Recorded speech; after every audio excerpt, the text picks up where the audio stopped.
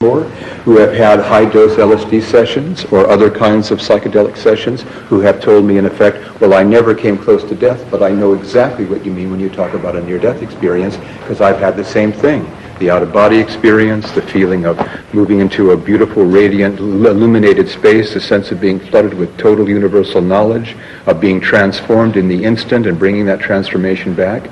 To me, it's like the light or spiritual reality or whatever this thing may be called is available all the time. There are just different access routes to it. The psychedelic is clearly one aspect, one route that leads to that destination. The near-death experience is another. People following a spiritual path and deeply committed to it could have the same kind of revelation, the same kinds of insights. So I think that, it's a question of equifinality, many different pathways leading to the same destination and the same transformative effects.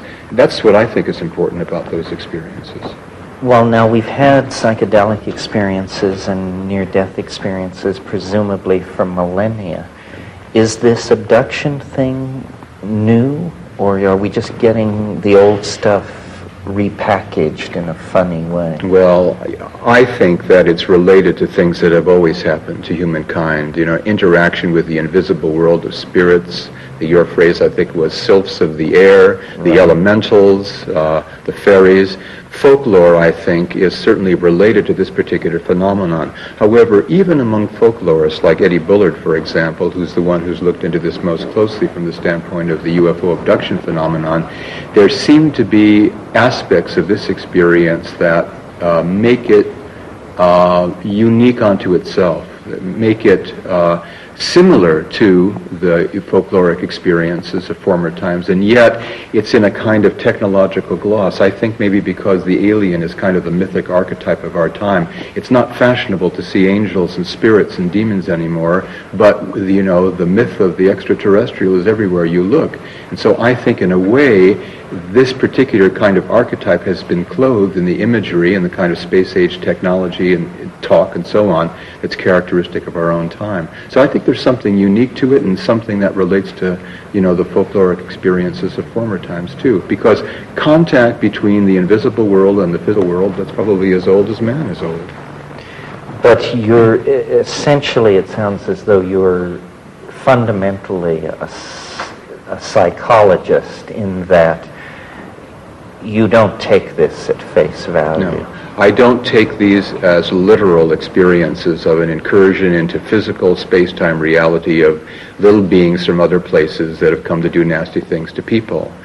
That, oddly enough, it seems odd to me, seems to be the dominant view of American ufologists. I'm not a ufologist, as you say, I'm a psychologist.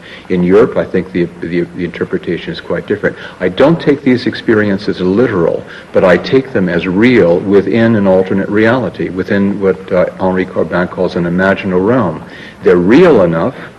People, for example, people who have near-death experiences will say things like, this experience was more real to me than you and I sitting here talking about it is real. It's more real than life itself. There is a reality to these experiences, but I think it's a profound mistake to think it's the same thing as space-time, ordinary sensory world reality. So what you're saying is that these are symbolic constructs. Yes. There's a symbolic aspect to them. And I think the important thing, I think there are two attitudes toward the UFO question. It's a mystery, but there are two types of mysteries. There are mysteries like in detective stories that beg for some kind of solution, and you only feel satisfaction when the solution at the end is revealed and all the reasons given.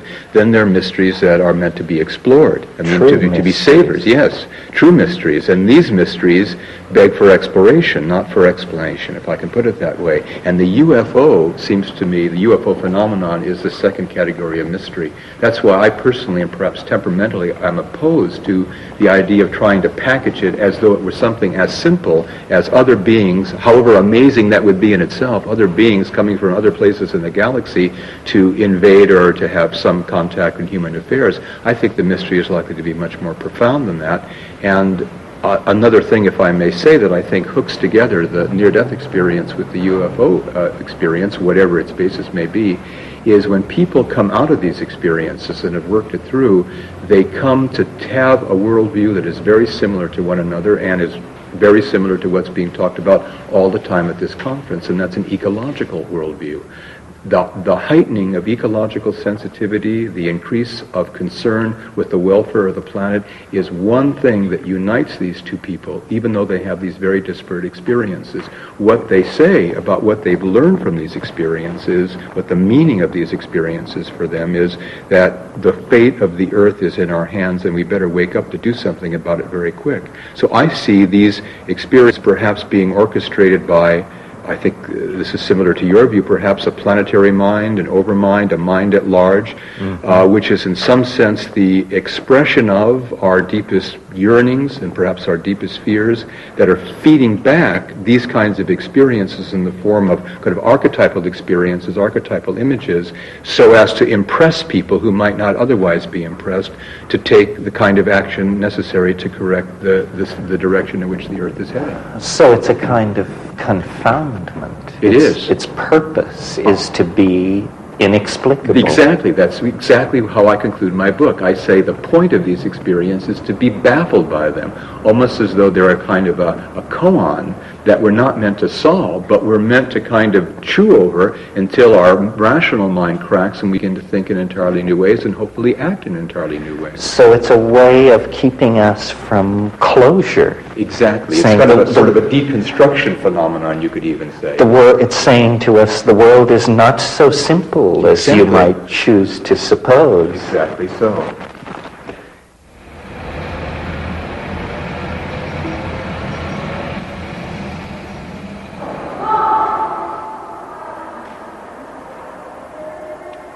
We're going to be talking with Rupert Sheldrake, one of Britain's most controversial natural scientists. Sheldrake is the proponent of a theory called morphic resonance. He believes that the presence of the past actually impinges on processes in the present and the future. In other words, our world is as it is because of how it once was. This is not a genetic theory, not a theory of natural selection, but a field theory which holds that actions and situations in the past are able, through the mere act of having happened, to shape future and present events. Rupert, this immense Baroque building is the Museum of Natural History in Prague, and I wanted to bring you here because I thought it would be an appropriate place to discuss your ideas, because after all, a museum is a kind of archive of morphology. Exactly. With these stuffed animals and skeletons are like photographs, snapshots of forms frozen. But of course each animal behaves and moves, each animal develops as an embryo to its adult form, and each one evolves. So it's triply dynamic. We have to reconstruct that in our minds.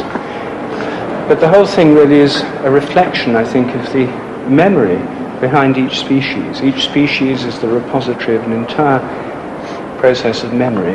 Well, now this is the part of your thinking which goes well beyond orthodox theoretical biology. Say a bit more about that. Well, the orthodox view is that all these amazing forms and all the behavior and instincts that the animals expressed were all coded in the chemical genes. So a materialist theory. That's a materialist theory. I think it goes far beyond that and involves a memory of instincts, a memory of behavior, a memory of form. That is not materially based. Not materially based. A collective memory on which each species draws. So here we are in the Hall of Paleontology. This is sort of the archive of all these morphogenetic forms that have persisted through time. Can you say how your notions go beyond Darwinian and Mendelian genetics and evolutionary theory? Well, I agree with the conventional theory that there are genes, they're important in inheritance. They give each organism the chemicals it needs. But as well as that, you see, there's the morphic fields, the organizing fields of these forms. And the forms, like we see in these shapes here, are all determined by the fields. They determine the way organisms develop. These are all extinct types. And I would say that the memory is not only inherent in the species while they're alive, even after they're dead. Even